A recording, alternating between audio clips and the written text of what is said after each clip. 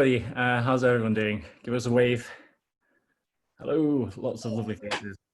A real pleasure to be here and invited. So thank you once again for joining us, wherever you are. And yeah, it's culture connecting communities. It's a big topic and one that, in some ways, it's been quite a journey for me.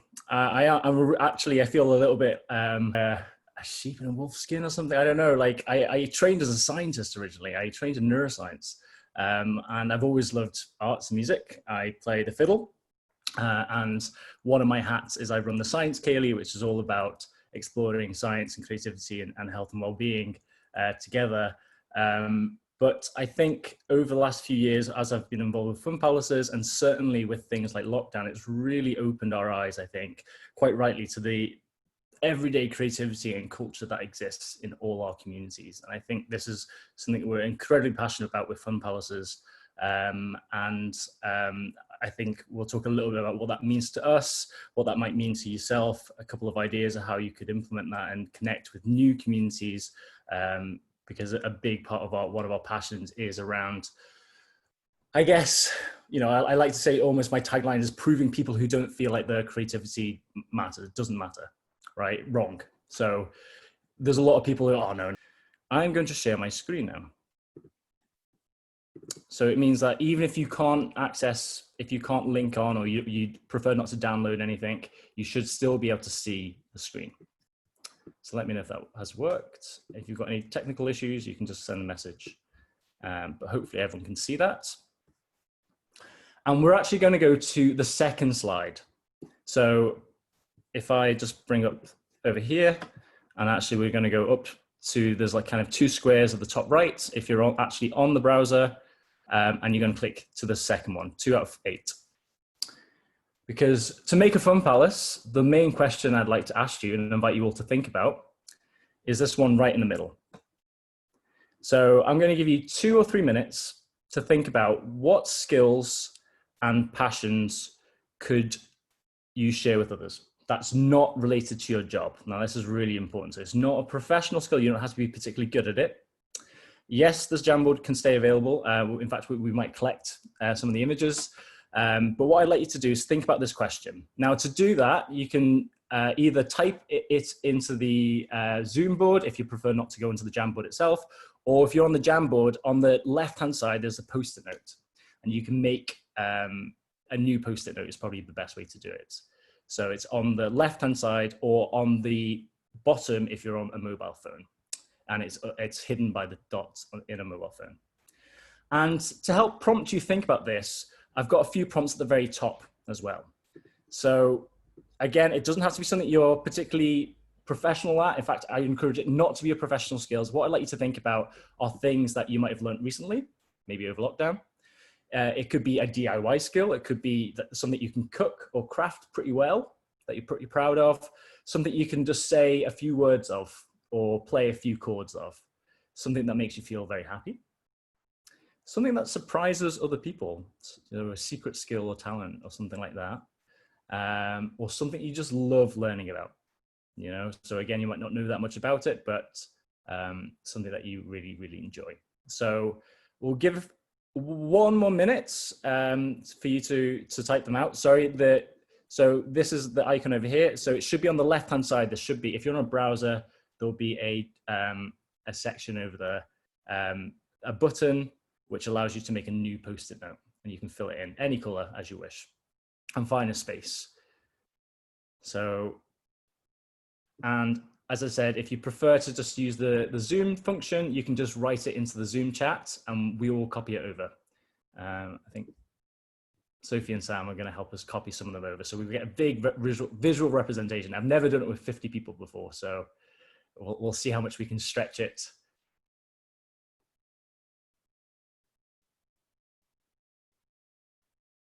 Okay.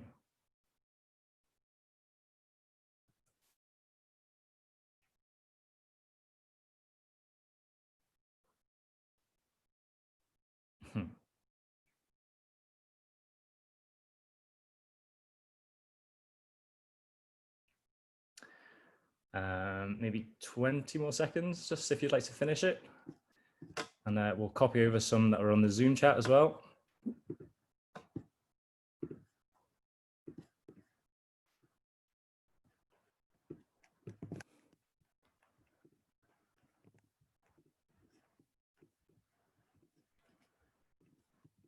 Ooh.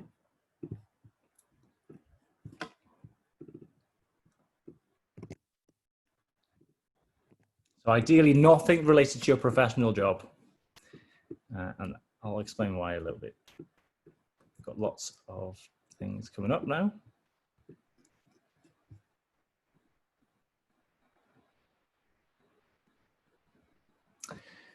Catherine, I know you're saying it's transferable skills are already up in your job, which is a fair point, but maybe just something you're, I guess, just learning, something you do completely for fun. All right, if you want to finish up your post-it notes, there's almost more than we can put in, which is amazing. Analog photography. All right, I'm just going to separate them out a little bit just so we can see some of them. I know some of them are quite big, so I'm just trying to share them. Okay. Hidden hedgehogs, Asian music. I'm going to make this bit smaller so we've got a bit of space to fit them in. Okay. Right. So we've got an amazing range there, and we're going to keep copying over some that are in the chat box as well. But what we could do, I'm gonna keep sharing. But for fun palaces, we could potentially take this. We could take this hour that we've got together, and we could just cancel all the discussion, and we could look at all these things, and we could do a fun palace. Now, all these things, Asian music, we have poetry, crafts, allotment growing, animal tracking, nettle cordial making, fruit carving, baking, British Sign Language, performance arts, saving hedgehogs, I love that one. Speaking about environmentalism, the joy of weightlifting, I love that. Drumming, Ehlers Danlos, oh, I'm not sure. Embroidery, survival bushcraft, all these things are culture. And these are valuable, and these are in our communities, in every community. And very often, especially when we talk about culture, maybe with a capital C from a kind of creative industry sector, we sometimes forget about these everyday skills and creativity that gives people joy, that is valuable, evidently, but very often it is missed because it's not necessarily professional led. And for us, this is what Fun Palaces is all about. This is the culture that we really want to celebrate, and it exists all the time. But Fun Pals Weekend for us is the opportunity to unearth and shine a spotlight on all of this and say that this is valuable. Now, what's really important to say is the reason why I said not your professional skills is it's not to say that professional culture, professionally led culture, arts and sciences and heritage are not valuable. They absolutely are valuable. And I think, you know, the case for its support for health and well-being is very well made. But what we are trying to say is very often what's the types of skills that are being shared here on this Jamboard, this jam-packed Jamboard, are also incredibly valuable as well and shouldn't be forgotten. And this is the bread and butter of communities, and they interact very much with professional skills, but should be celebrated. And so the Fun Palace Weekend is all about celebrating exactly this. And if you have a look at them, you know, again, you could answer internally if you want to, but are there any ideas here, post-it notes here that you can see and think, actually, I've always wanted to try that? Right, have a look at the myriad that are here. Are there any that really strike you and being like, oh, I've always wished that I could learn that? For me, definitely bushcraft would be right up there. I'm going camping this weekend and I wish I remembered all my bushcraft from my scouting days. So, and the Fun Palace itself could literally be, we could just take this whole call and ask everyone individually which ones would they like to learn and pair you up, put you into breakout rooms, and that would be, you would share skills together and learn from each other online. And that would be an amazing Fun Palace. That is what we try to do on the first weekend of October, is to do a massive shout out to say the skills and hidden talents is culture and is valuable in communities. And that's why it's a little bit different from a more traditional arts festival or a science festival, for example. So we're not, it's not necessarily about bringing experts into communities. It's trying to say what communities already have is wonderful, and we really want to celebrate that. So have a think. If there's a few that you want to learn, if you'd like, you can share. You can put it into text box and say, I've always wanted to learn X, Y, and Z. Pick a few as you would like. But hopefully that gives a little bit of the sense of what a fun palace actually is. Now I'm going to stop sharing now. We've got lots of cats. Oh, wow. Passion for cats. There we go. I want to know how to make nettle cordial. Fantastic. We've got a couple of technical issues, but that's okay. Like to learn to play the pipes. Absolutely. So we could do a fun palace here and now is the point. Now I'm going to talk a little bit about it from give a few examples of what that actually means. So I'm going to switch to a presentation. There we go. Now hopefully this is working.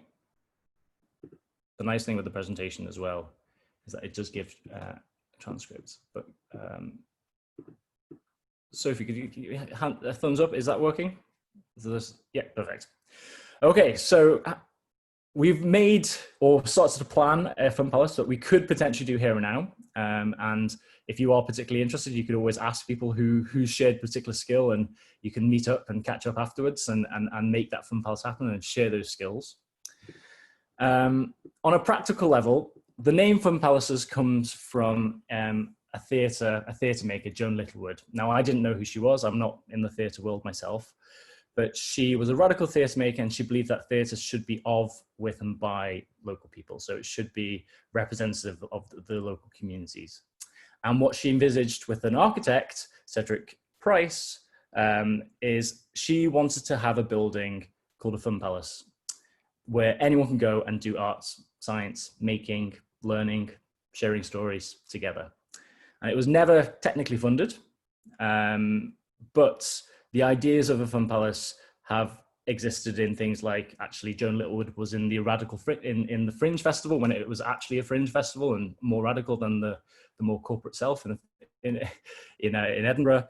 It's underlined a lot of the thinking behind lots of different museums. And I would also argue libraries are year-round fun palaces. They're spaces that anyone can go to do making and learning and sharing skills together. A few years ago, a few people from London, from down in the theatre world, wanted to commemorate Joan Littlewood's life, and they reopened this idea of a fun palace. But rather than thinking about fun palaces as a building, because we already have too many shiny buildings already, they wanted to look at the spirit of a fun palace. And we've already talked about what that spirit is. It's about shining a spotlight on the skills and culture that already exists in communities. So on a very practical level, this is our 6th year now running. And we have, even though we do work year round, and I'll talk about that a little later, so we do action research year round, we do have a weekend of action, and that weekend is always the first weekend of October. So this year it's the 3rd and 4th of October. And a Fun Palace has 3 main points. It's any events, this year, tiny event, and I'll talk a bit more about that in a second, which is free and open to everyone during the first weekend of October. So that's the 3rd and 4th. It's anything that connects people together and values everyone's skills and passions that already exist and is locally led and meaningful. Anything that falls under that remit can be a fun palace and added to our map. And over the weekend, we do a massive shout out and trying to celebrate the value of culture in communities. And as I said, when we talk about culture, this is what we mean. These are the prompts. So it's as wide as that.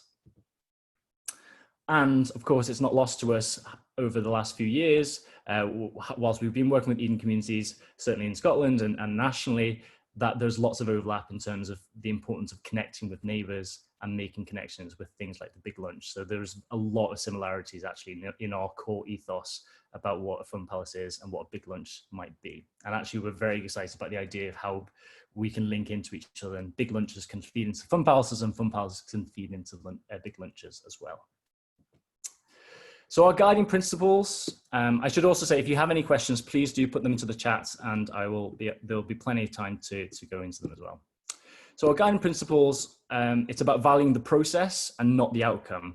So for us, this is not about having professional shiny events. It is about celebrating the grassroots and being flexible and open. And I think this year, more than ever, we're going to have to be flexible and open and think very differently about events. And for us, that's actually a strength.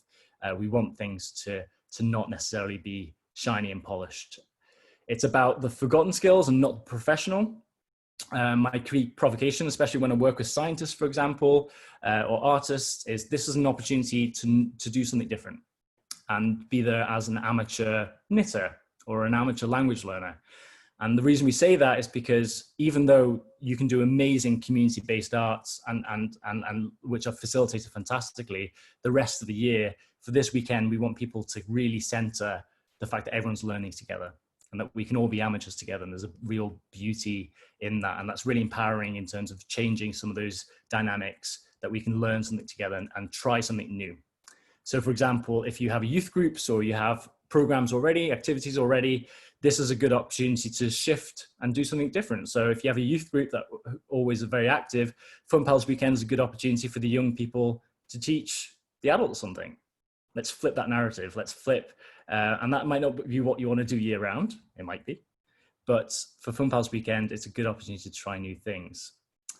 And for us, it is absolutely about deep connections and the small changes. So it's never been about the numbers. It's never been about having a big event and how many audience members you can bring in. They're not relevant questions for us. What we care about is, does having a Fun Palace, sparking new conversations, lead to deeper relationships and more connected communities year round? That is what we're really, really fascinated by and really excited by.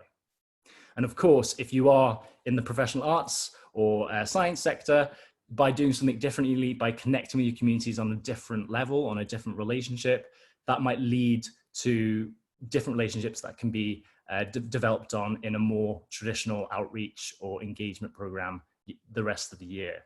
But for Fun Pals Weekend, do something completely different. I spoke about the year-round work that we do. So we campaign for cultural democracy, and I guess it's not a very well-known term. It's a bit of a, it's definitely jargon. But for me, in a workshop up in Inverness, a lady really well put it is, cultural democracy is about how do we support everyone to make culture and not consume culture.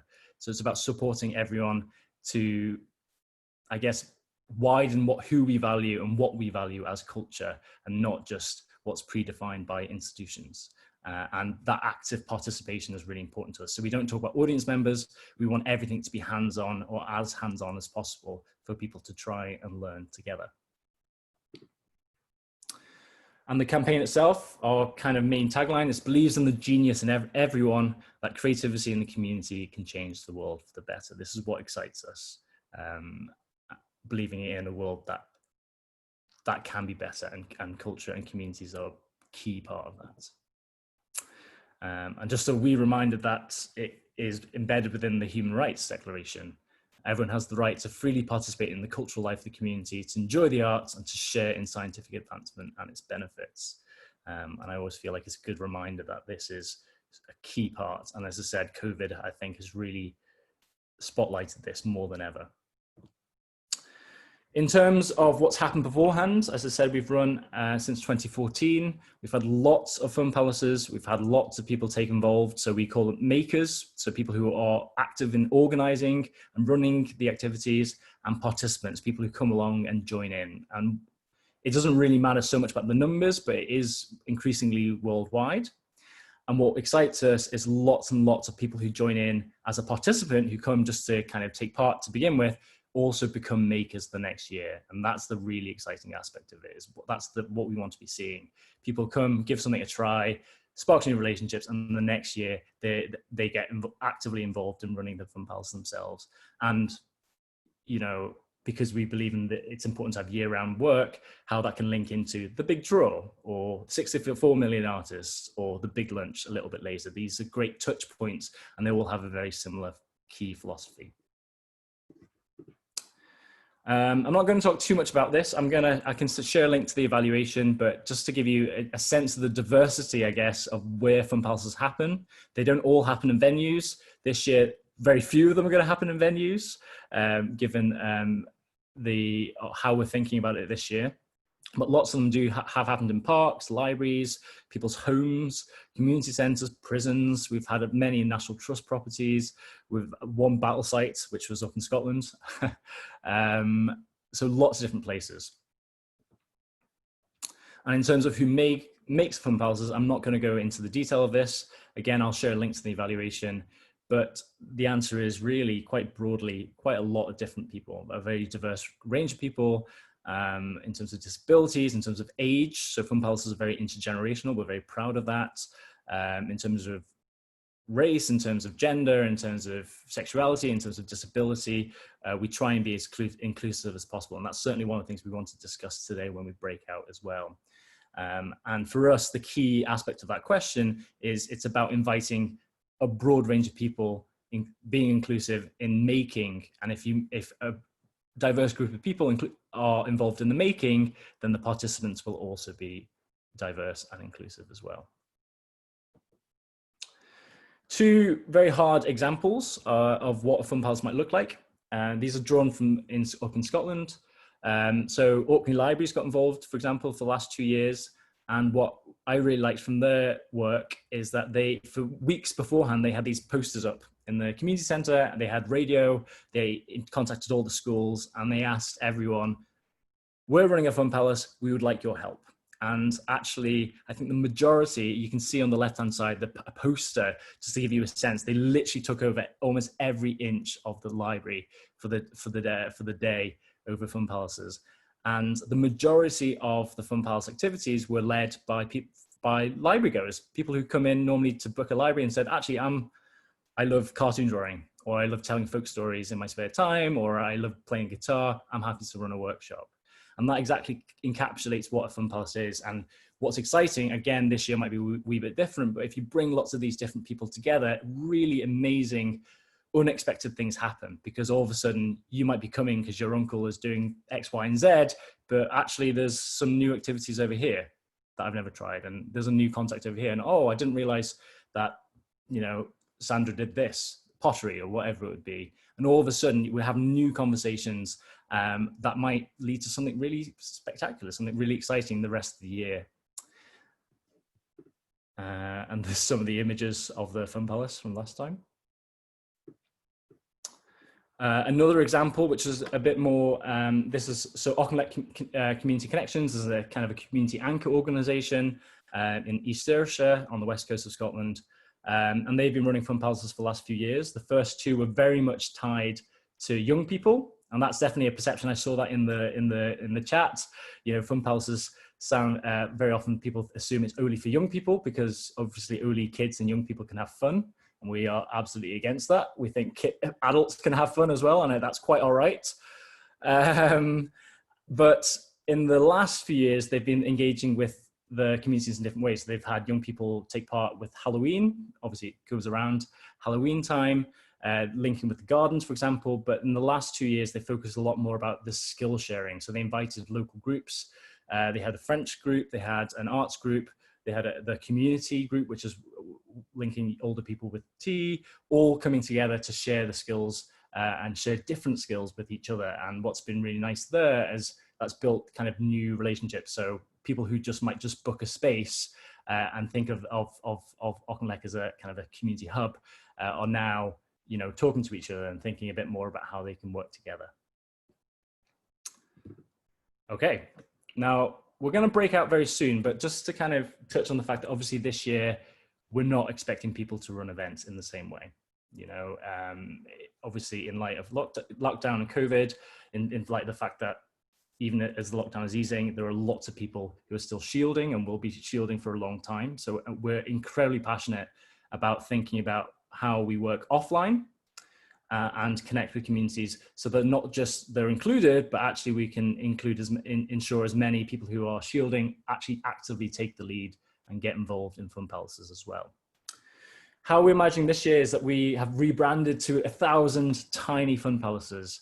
And so we're focusing on this idea of how small acts that people can do, small things that people can do to connect with their neighbors, things that probably you might already have done in your communities, things. So we're talking about open-ish, the idea that even though you're not opening up and holding a big, massive fun palace where lots of people can get involved, or even a few people can get involved, we're imagining fun palaces this year will be in windowsills, they'll be in gardens, they'll be in postcodes and phone calls.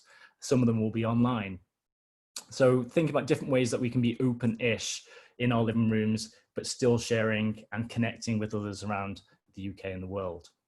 It'll have to be very flexible and blended, so mixing offline and online methods, but still exactly the same spirit of celebrating the fact that culture exists in not every community, and we want to do a big shout out about it as well and celebrate that. And I mentioned tiny revolutions of connection. So these are kind of crowdsourced, and some of them are from our ambassadors from across the UK, ideas of little things that people can do to connect with communities. A lot of them are geared for offline. So this is already available at the moment. So if you are looking for ideas of connecting with people, there's lots of ideas on there. And I'm sure many members of this call have lots of fantastic things they're doing to connect with their communities. And if you'd like to add them to our collection, to the platform, you're very welcome to. And you're very welcome to use these as you would like to as well. And we've tried to design them so most of them fit onto one A4 PDF so we can print them out. There's plenty of projects where we've been sending them with food parcels or other different delivery systems so people can use them offline as well. And we imagine fun palaces will the weekend will build on a lot of these tiny revolutions. Ooh. And just to give you an idea of the map of who's already signed up, and I can only encourage you to sign up already, even if you don't really have an idea, just put yourself on the map, and that means other people can find you and join in. So this is our map at the moment. So yeah, have a wee look and see if you're represented on there. And if not, well, that's what we're going to discuss. Now, the last point I really want to make, I guess, is it's important to think about what we really care about. Is a lot of our fun palace makers have not made fun palaces before. They might not have run events beforehand. So there is lots of support online and with the ambassadors available to make that happen. But one of the things we're trying to invite people to think, especially with tiny fun palaces, small connections, is who in your communities have you not engaged with before? What new groups could you reach out to? And we're really, really wanting this year to be particularly inclusive. So thinking about different groups that actually might be wanting to get involved, to do a skills swap online, to share a different skill. Certainly in Scotland, we're going to be doing a Fun Palace Scotland TV. So the idea that people can sign up for a 5-minute slot, to do almost like, Britain's Got Talent, but everyone's got talent.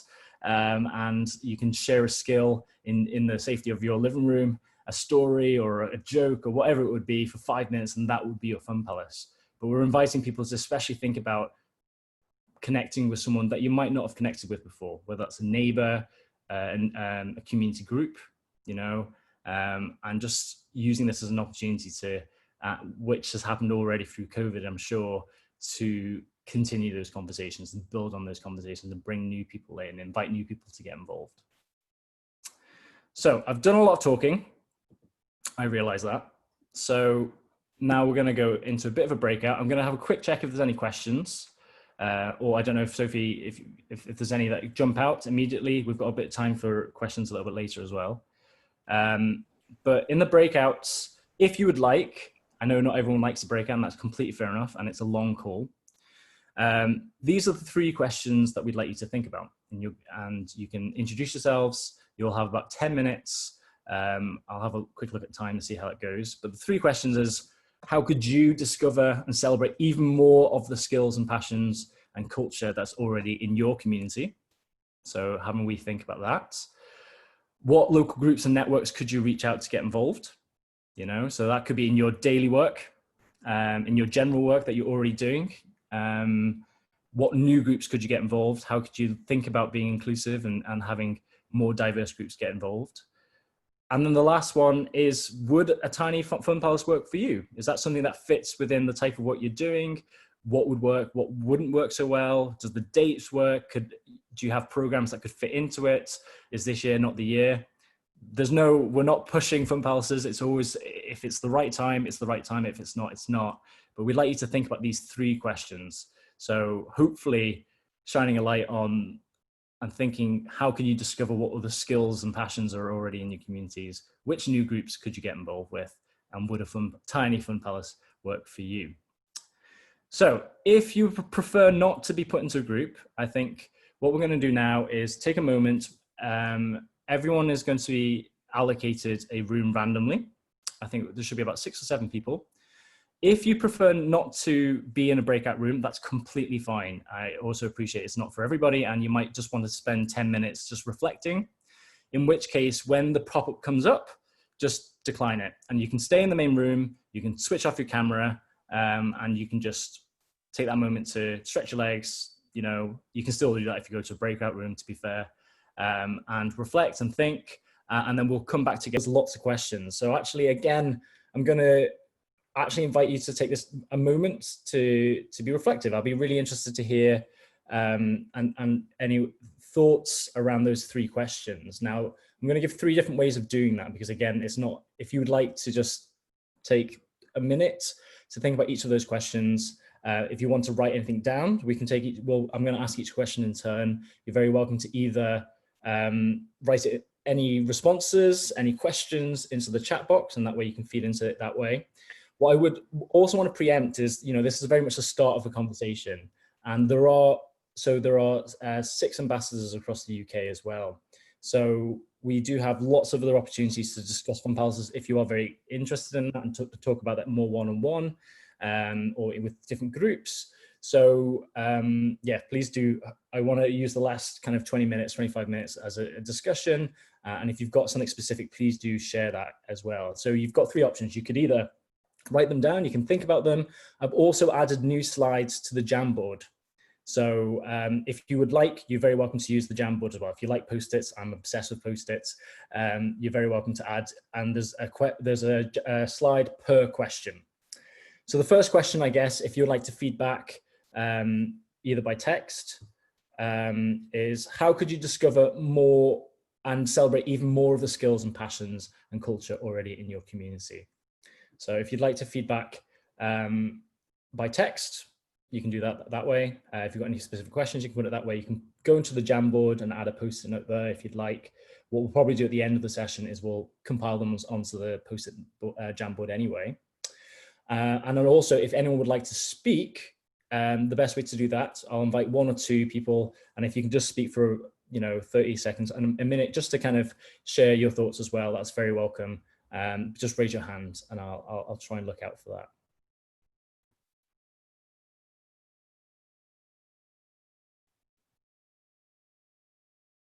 John, is that you clapping, or is that you raising your hand?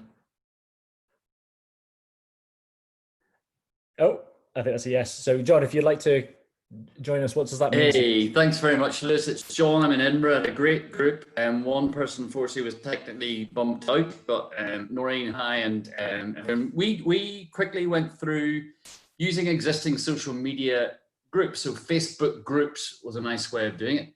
Noreen was saying in Belfast that she's reached to particular ethnic groups in particular ways. And what I've done is to use the umbrella of existing festivals to reach out to interest groups and to culture hubs who themselves have perhaps a sewing group or a walking group, and to reach out to them. So that was the first one.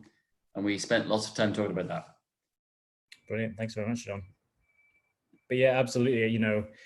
I think capacity at the moment is always a big issue. Fun palaces, I think it takes a lot of time to build relationships and trust. And I think if you can, leverage the ones that you're already working on and just do something a little bit different, that's a great way. And bringing those groups together can also just lead to really interesting things. And we have had lots of fun palaces where it's just an excuse to bring really interesting groups together.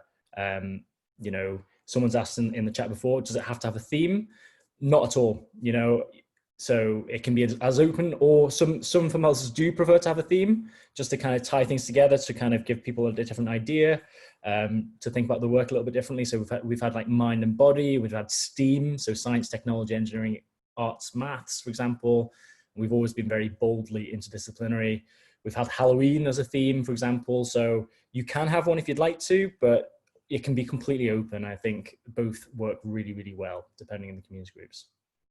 Is there anyone else who'd like to, on that first question in particular, like to feed in? So how could you discover and celebrate even more the skills and passions in culture? So we've got Facebook and social media call outs. Yeah, absolutely. Online community groups. So I like the idea of 5 minutes for individuals. Absolutely. We can chat a bit more about that a little bit later, but certainly in Scotland, we're going to try and do that on a national level. So people can just sign up at any time, even the week of, they can sign up for a 5-minute slot, and we'll try and make sure that there's a good geographical reach. Certainly, I know the other ambassadors around the UK will be doing something very similar as well, to try and build that together. But I think having a few prompts about what the 5 minutes are. So we're not looking for professional workshops. I don't think this is a slightly different ask. We are looking for something, some examples. We've had lots of venues that have been really excited about the idea, because obviously a lot of people have not been in venues for a long time. And so being able to put one staff member or a volunteer or the community leader to come along and show backstage and just show the space in a completely different way and kind of indicate how it's missed people and that type of thing could be a nice way of using that 5-10 minutes, for example. Just want to double check if there's anyone else who's got the hand raised. Tabitha has put her hand up. Thank you very much. Tabitha from Nova Scotia.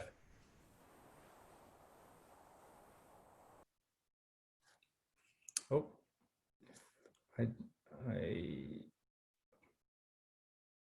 she may have disappeared. Yeah.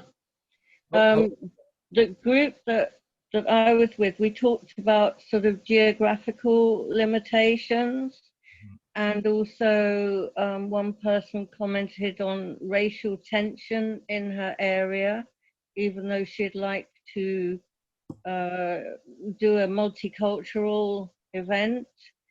And another participant echoed that as well, that they would prefer to do multicultural, as well as all the different skills and crafts, etc.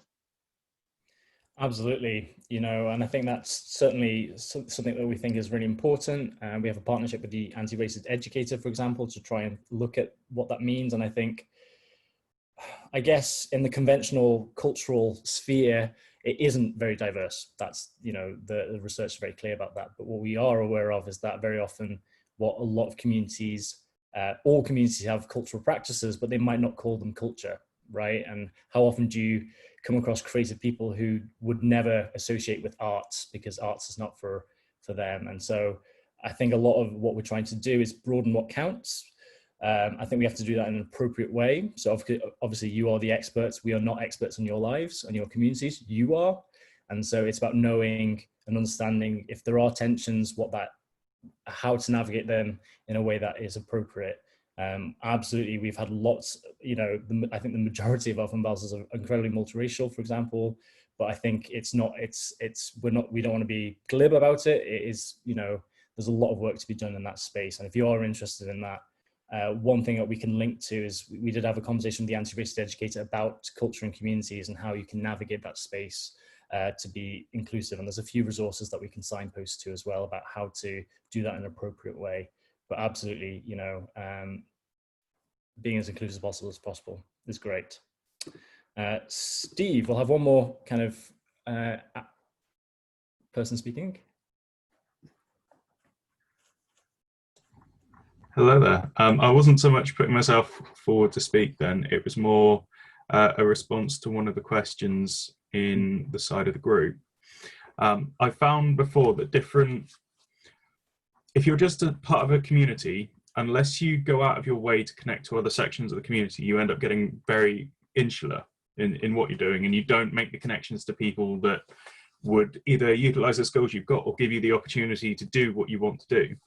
One thing I found that's worked really well to get over that in the past is different universities have different student groups. There's a particular student charity, Student Hubs, which is down on the south coast, which holds all sorts of events, but they've done everything from solely university focused things, but there's also events where they work with care homes and they work with community groups and community centres.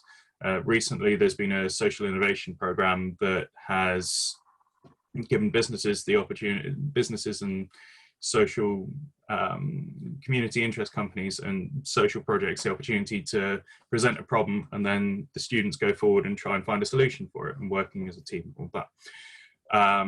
I was just saying to Anne-Marie there that when you've got the disparate groups, when you've got a number of, say, elderly people that only socialize in their own small group, if you give them the opportunity to come to something like a tea afternoon, and it's all voluntary contribution and things like that, then just through the act of being there, they start building connections and they start having conversations, and that then opens up the opportunity to bring in other things. So you can then connect them up to other projects that, oh, I was really interested in that, but I had no idea it existed.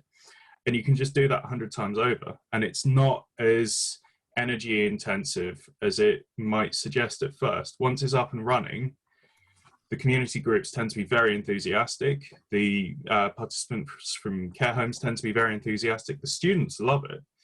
And it also breaks the age barrier as well.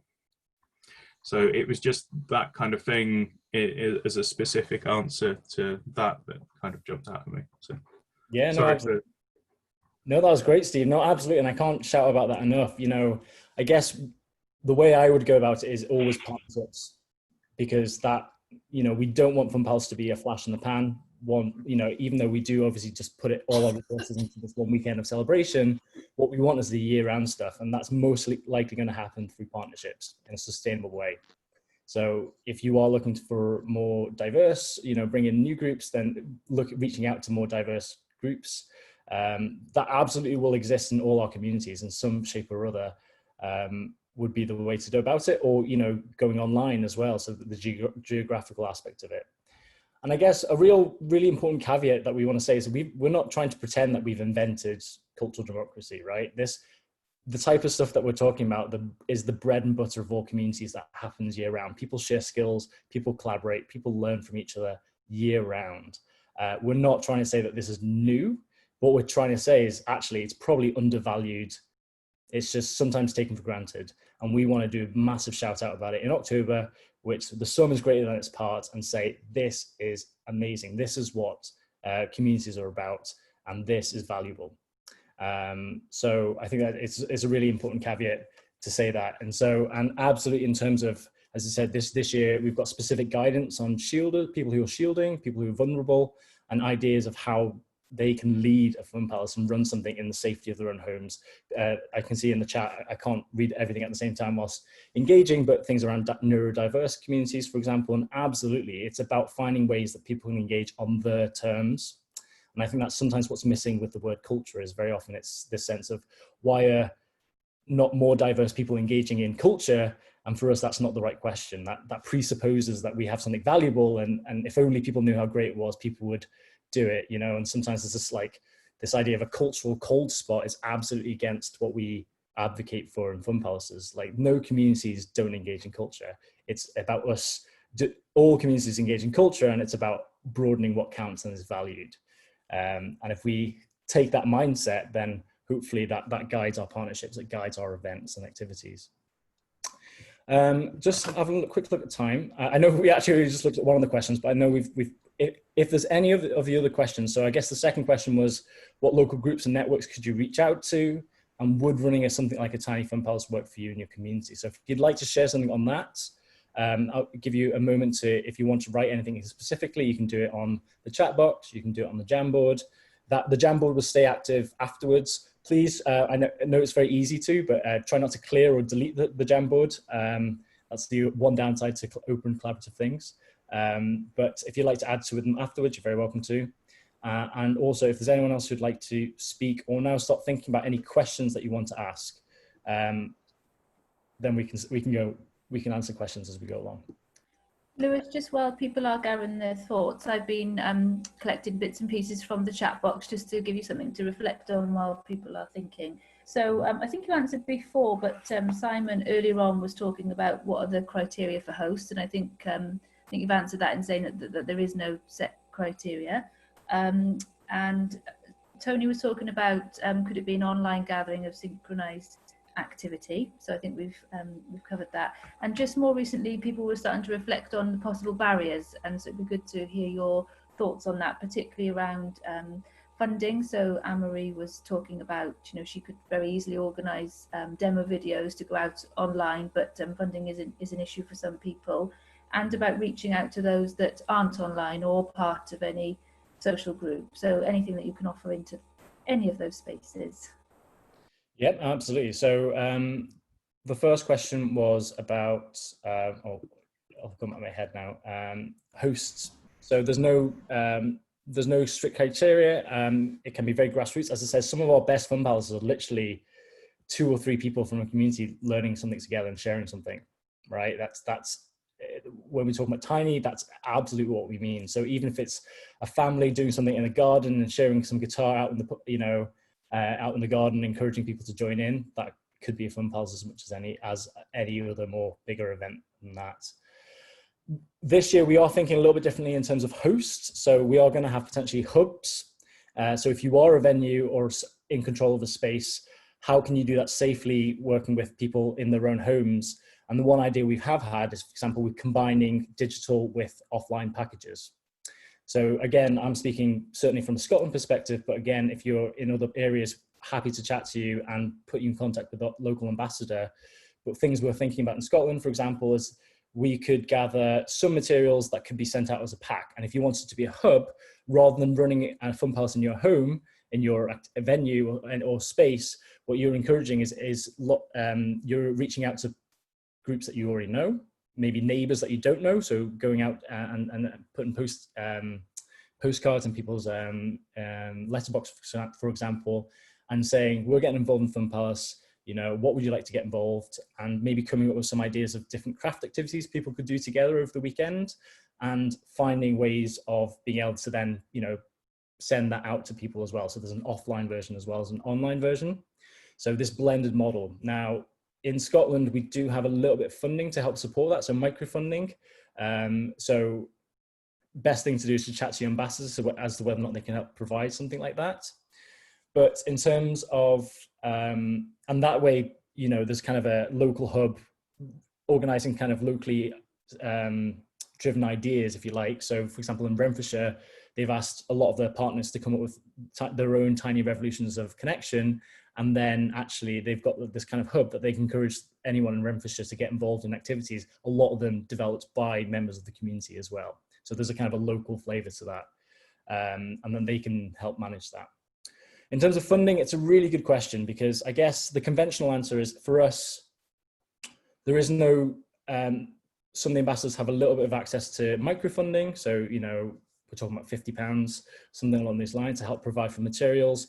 We're very aware that, you know, what we're asking is, it's in the kind of, this is one of the reasons why I'm so keen. It's not about your professional job. It's about the sense of, you know, bringing people together, the sense of being a volunteer in your community and making something happen. So I think if people have applied for funding, you know, from other councils or other bids, and that's to run a fun palace, if I'm honest, you know, I would almost argue and say, if it requires funding, it's not accessing the resources that are already in communities, and therefore, you know, think of something else to do a fun palace, if that makes sense.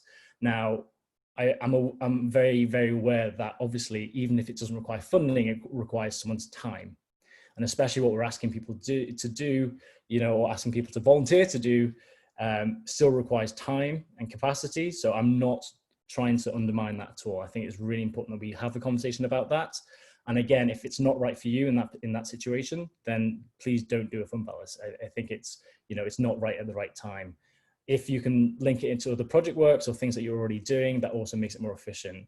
But absolutely do apply for extra funding if you feel like, you know, again, your local ambassador might be able to signpost other opportunities. But, you know, some fun palaces are just like, okay, well, the local shop has an excess of boxes. So our fun palace this year is going to be, we're going to do something with all these boxes, right? So it is about asking and thinking what's already in a space and in the community, and then just making the most of that. And that would be a perfect fun palace. but yes, I'm not trying to be glib about that because capacity is always an issue for sure. Are there any other questions? I'm going to keep, so yes, okay, so there are a lot of questions about the ambassadors. So maybe I'll quickly share my screen just to highlight who the ambassadors are.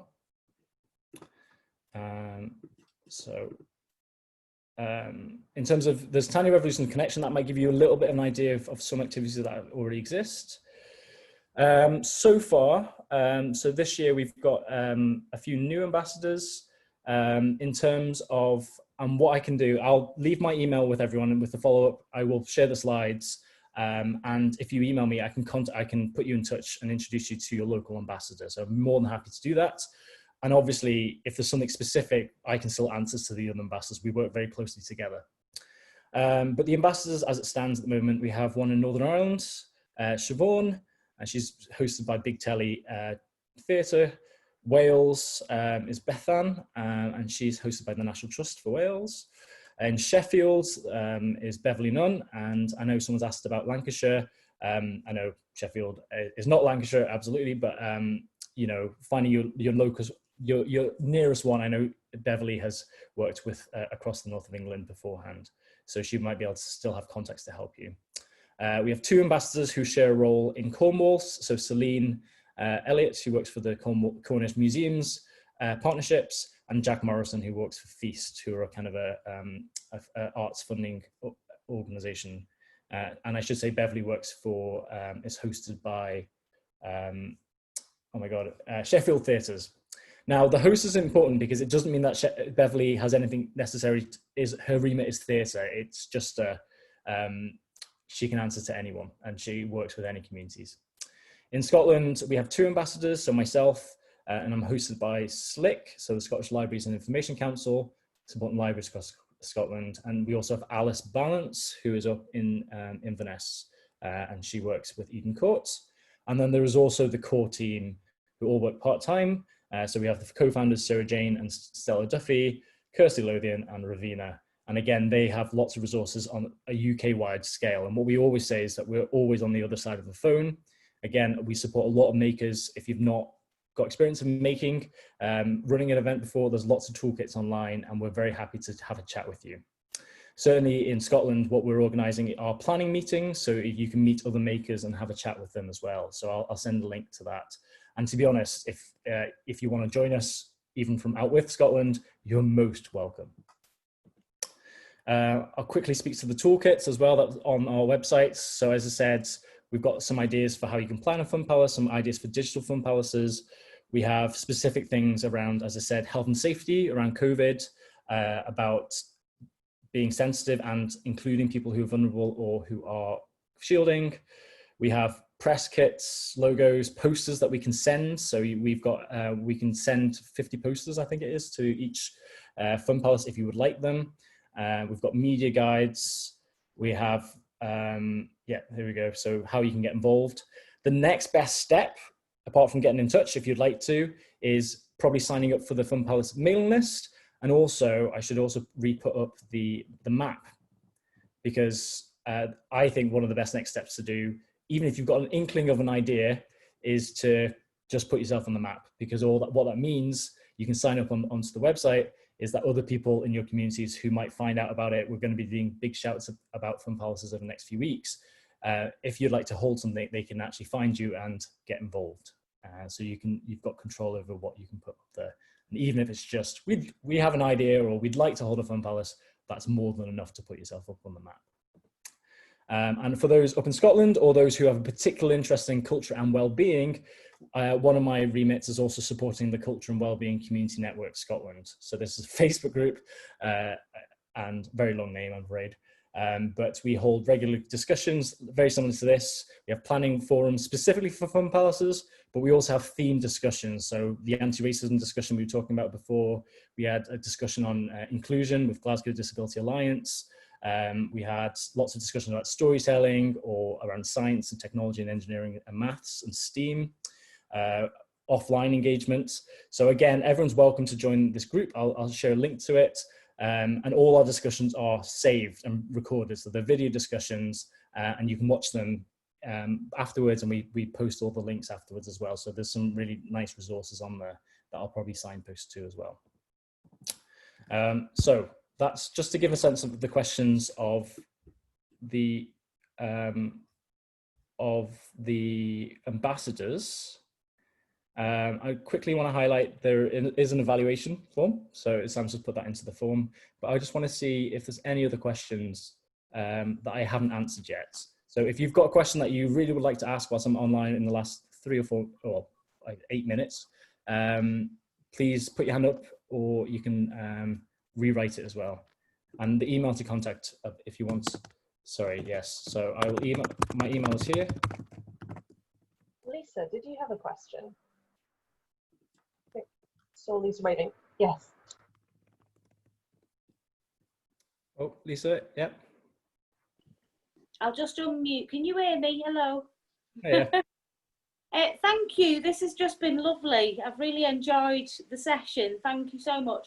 I was just really wanting to find out more. I'm just starting out in like a community venture, trying to bring our community together. So it's all, it's really exciting to hear all of this. And it's just, I think you're about to give us your email address. Is that what I do? Email you and then you put me in touch with my ambassador?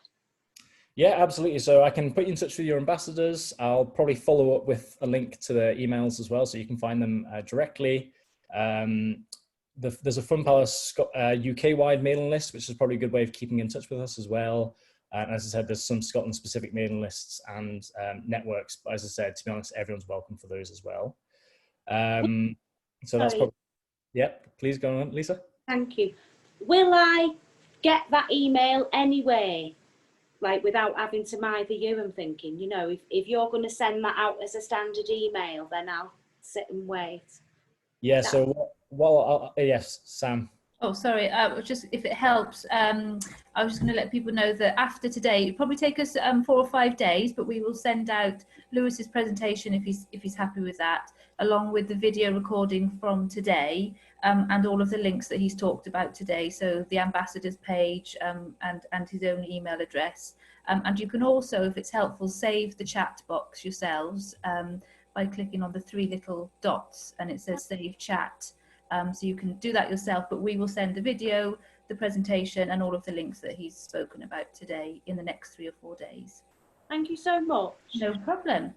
Pleasure. And just to clarify as well, because someone's asked about up in the north as well. So me and Alice share that Scotland wide. So we're not Highlands or Lowlands ambassadors. So you're very welcome to get in contact with us, Fiona, from Forest. Are there any other questions? Yep, Tony? Yes, for the last several couple of months or so, with in collaboration with the local online magazine, I've been trying to set up the idea of what's online. So because lots of activities haven't been happening that would normally do, the idea of what's on, it's what's not on really. So this is kind of what's online. And the thing about what's online is when you access it, like the old days of the telly where you had to be there at the right time in the right place. So this concept of mutual activity could effectively be a what's online project, if you're not, or what's online, not, I use the word festival because everybody knows what I'm talking about, but I'm not talking about a festival. I'm talking about a mutually, a synchronized activity. And there's an event that I organise every year around the colour yellow, Lemon Day, and that happens to be in November. And I'm kind of building up towards that thought process of saying, you know, in that week there could be that. So this principle of the Fun Palace, I think, you know, fits in with that, but it isn't obviously October because the date itself obviously is your chosen date, and that's similar with other events like Big Lunch. They happen when they happen, where the principle behind them could be happening at other times too. Absolutely, and I would say a lot of activities are absolutely Fun Palaces year round. So as I said, it's not about saying that we've invented it or, you know, it's particularly special. It is special, but it's not unique to us. But it's just Fun Palace is that weekend to celebrate it as a whole. And absolutely, if we can link in with other projects and it links in with, please do get in touch, and we're happy to signpost others. You know, to give an example, Silver Sunday, which is the National Day for Older People, for example, happens on Fun Palace weekend as well. So we are talking to them about how we can link in more about how Fun Palace tiny revolutions, tiny connections could also overlap with Silver Sunday, for example. And we're always looking for other things that we can send makers onto, so we can share them onto the newsletter. So Tony, do feel free to get in touch about that. Just to say, Silver Sunday, I know locally our local council does actually provide some funding for that. So it may well be that that particular, that is a route to get funding if other councils have done the same. Mm-hmm. Yeah, no, absolutely. Well, that's probably, I feel like we could, there's so many questions and so much enthusiasm here, and I feel like actually we could spend a lot of time actually going through it, and I'm really excited to see all the ideas that have been sparked for people, which is just exciting and exactly what we want to see. So thank you all so much for coming and showing up and bringing your enthusiasm, but most of all, enormous thanks to Lewis for taking time to tell us about Fun Palaces. I think we're all very excited to get stuck in now, so thank you very much.